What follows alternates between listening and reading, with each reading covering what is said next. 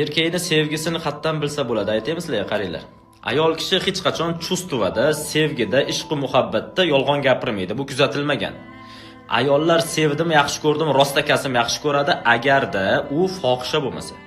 Ko'chani ayoli bo'lmasa, u hech qachon munosabatlarda aldamaydi. U rostakasim yaxshi ko'radi. Lekin erkak kishi his-tuyg'ularda munosabatda yolg'on ishlatishi mumkin, soxtalik qilishi mumkin, tilyog'lamalik qilishi mumkin. Buni qatdan bilib olsangiz bo'ladi. Bu kichkinagina bitta detal. Erkak yaxshi ko'rsa, sevsa, ozgina qo'polroq bo'ladi, qo'rs bo'ladi. Odatda ayollarning qulog'iga jonim masalim shakarim deb erkalashlar yoqadi-yu, haqiqiy sevgan erkak kishi, e'tibor beringlar, erkak kishi hech qachon bu so'zlarni unaqa ko'p ham ishlatavermaydi.